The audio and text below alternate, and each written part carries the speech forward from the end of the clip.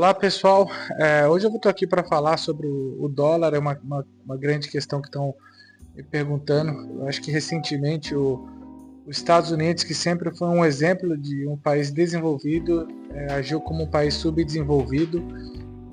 Eu tenho usado a expressão que os Estados Unidos está se transformando no Brasil, antes do Brasil se transformar nos Estados Unidos, e perguntando sobre, né, o dólar ou outras moedas. Vou te falar aqui que a gente tem visto, né, dessa ameaça do dólar e o que a Charles Schwab fala conosco.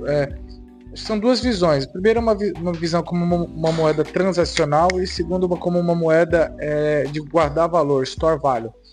Como transacional, sim, o dólar ao longo do tempo ele tem deixado de ser vamos falar, a maior moeda. Hoje, para você ter uma ideia, o dólar é negociado 180%. Ou seja, o que significa isso? Quando um exportador brasileiro ou importador ele precisa comprar o renminbi, que é a moeda chinesa, ele compra dólar, de dólar ele converte para a moeda chinesa.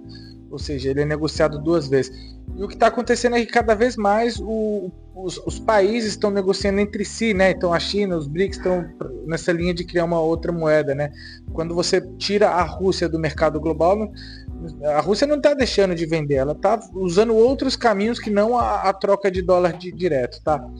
Então eu acho que por esse fator transacional a gente vê sim essa desnecessidade do dólar e outros caminhos surgindo. Agora, como uma moeda de guardar valor, tá? Isso ainda ele continua, assim, os Estados Unidos ele ainda é um dos melhores lugares do mundo, talvez não tão bom quanto foi na última década. O que a gente viu, por exemplo, no mundo acontecer é que o dólar como moeda de reserva de valor, ele sim vem diminuindo, hoje 60% mais ou menos, a gente vai deixar um gráfico aqui, do valor global em dólar. A demanda pelos bancos centrais globais continua aumentando, mas o que começou a acontecer é o seguinte, até países como, por exemplo, no Brasil, se a gente lembrar, há 20 e tantos anos atrás, a gente teve o problema do Collor. Hoje o Brasil aconteceu o que aconteceu, né, o que aconteceu no governo Collor é muito mais difícil. Então, as instituições desses países melhoraram muito e a confiança da população em seus próprios países melhoraram muito.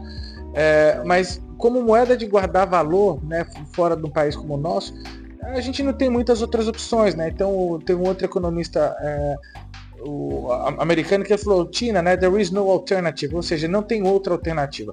Né? E outro dia um outro economista falou, a Europa é um museu, o Japão é um asilo e a China é uma prisão. Ou seja, se você não for guardar o dinheiro nos Estados Unidos, onde você vai guardar o dinheiro? A Suíça não tem capacidade de absorver todo o dinheiro do mundo, assim como os Estados Unidos.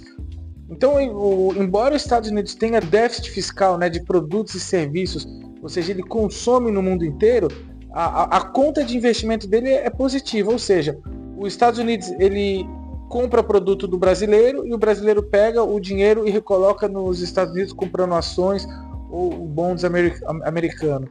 E é o único país do mundo que, quando você tem um excesso de gasto, que é um excepcionalismo americano, eles têm usado esse termo, que consegue ter esse diferencial. Porque se um país normal como o nosso gastar mais do que tem, com certeza a sua moeda vai desvalorizar.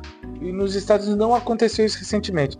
É verdade que assim, o que ele gastou nos últimos anos foi muito além da conta, então o mundo perdeu um pouco, né, a confiança americana.